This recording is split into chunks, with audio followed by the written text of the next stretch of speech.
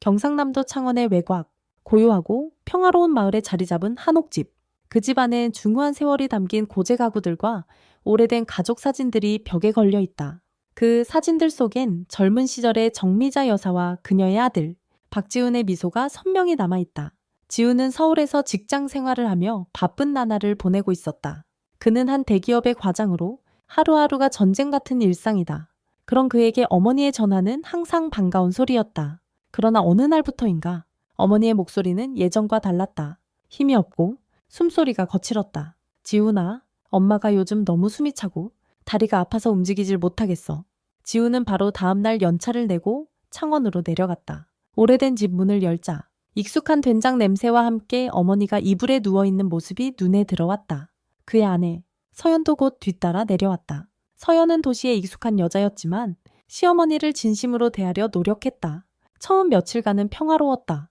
지훈은 어머니를 위해 밥을 짓고 병원에 함께 가며 정성껏 간호했다.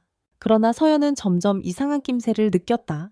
어머니는 지훈이 있을 때만 아픈 기색을 보였고 자신이 지훈과 잠시 후 외출하면 홀로 거실까지 걸어나와 TV를 보는 모습도 목격되었다. 하루는 서연이 부엌에서 설거지를 하다가 우연히 어머니의 전화통화를 듣게 되었다. 미자는 친구에게 이렇게 말했다. 아유, 지훈이만 곁에 있으면 마음이 놓이더라고. 좀 더 오래 붙잡아 두려면 아픈 척이라도 해야지. 며느리는 어차피 곧 올라갈 테고. 그 순간 서연의 손에서 그릇이 미끄러져 떨어졌다. 미자는 놀라 돌아봤고 둘의 시선이 정면으로 마주쳤다. 방하는 순간 얼어붙은 듯 고요해. 서연은 아무 말 없이 방으로 들어갔다. 그녀는 감정이 복잡하게 얽혀 있었다. 분노, 실망, 그리고 연민? 어머니가 아들을 향한 외로움과 집착을 그렇게 표현하고 있다는 사실이 마음을 아프게 했다. 며칠 뒤 서연은 남편에게 조심스럽게 말을 꺼냈다. 지훈 씨, 나 정말 이상한 말 하나 해도 돼. 무슨 일이야? 어머니가 아픈 게 아닐지도 몰라. 내가 들었어. 누군가와 통화하면서 일부러 아픈 척한다고? 지훈은 처음엔 믿지 않았다. 어릴 적부터 자신을 위해 헌신해온 어머니였다. 그런 어머니가 연기를 한다는 걸 상상조차 하지 못했다. 서연아, 우리 어머니 그런 분 아니야. 나도 그렇게 믿고 싶었어. 정말. 하지만 너무 이상해? 내가 병원에서 받은 검사 결과도 보여줄게. 특별한 문제 없대. 그 말에 지훈은 밤새 뒤척이며 잠을 이루지 못했다. 다음날 아침 그는 일부러 어머니가 보는 앞에서 집을 나서는 척하고 골목 어귀에 숨어 집을 지켜봤다. 30분쯤 지나자 거실 문이 열리고 미자가 직접 걸어 나왔다. 그는 능숙하게 밥상을 차리며 텔레비전을 켰다. 바로 그 순간 지훈은 자신의 눈을 의심했다. 수년간 자신이 알고 있던 병약한 어머니의 모습은 사라지고 그는 익숙한 움직임으로 집안을 누비는 여인의 모습을 보았다. 그날 밤 지훈은 아무 말 없이 거실에 앉아 있었다. 어머니는 그의 눈빛을 보며 무언가를 느낀 듯했다. 지훈아, 무슨 일 있니? 그는 잠시 침묵하다가 물었다. 엄마? 정말 아픈 거야? 미자의 눈동자가 흔들렸다. 그녀는 한동안 말을 잇지 못했고 끝내 고개를 떨구며 속삭였다. 미안하다.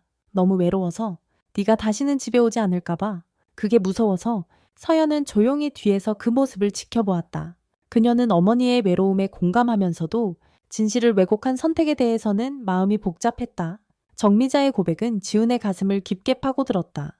그는 아무 말 없이 소파에 앉아 손끝으로 테이블을 천천히 쓰다듬었다. 어머니가 자신에게 했던 모든 말, 모든 행동들이 머릿속에서 떠올랐다. 어릴 적 감기 걸렸을 때 밤새도록 물수건을 갈아주던 어머니의 손길. 대학 입시 실패했을 때 누구보다 먼저 안아주던 그 품. 엄마는 왜 그런 선택을 했어야 했어? 지훈의 목소리는 떨렸고 둥근 눈물이 맺혔다. 미자는 그의 앞에 조심스럽게 다가와 앉았다. 내가 어리석었지. 네가 바쁜 거, 내 인생이 있다는 거 알면서도 혼자 남겨진 게 너무 두려웠어. 아버지 돌아가시고 나서 하루하루가 참 외롭더라. 전화기만 붙잡고 내 연락 기다리는 날이 얼마나 많았는지. 그녀의 목소리는 점점 작아졌고 마침내 눈물이 볼을 타고 흘렀다.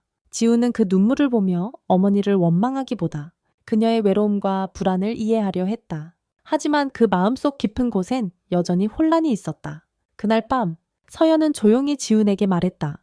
우리 잠시 이곳에 머무는 건 어때? 나도 어머니와 다시 시작하고 싶어.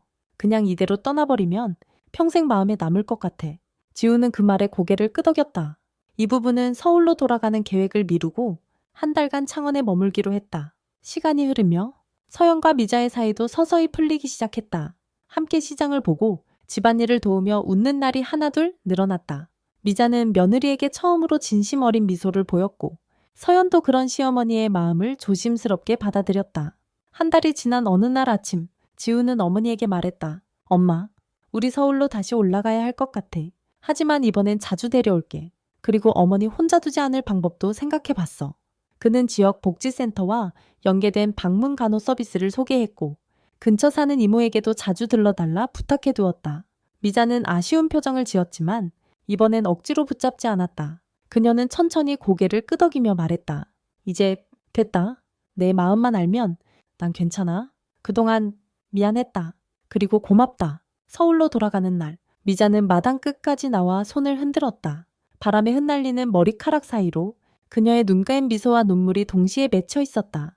차 안에서 지우는 백미러로 어머니의 모습을 바라보며 혼잣말처럼 말했다. 다시는 엄마 혼자 외롭게 두지 않을게. 그게 진짜 효도니까. 서연은 그의 손을 꼭 잡았다. 그 둘의 마음속엔 이제는 진심으로 연결된 가족의 모습이 자리 잡고 있었다.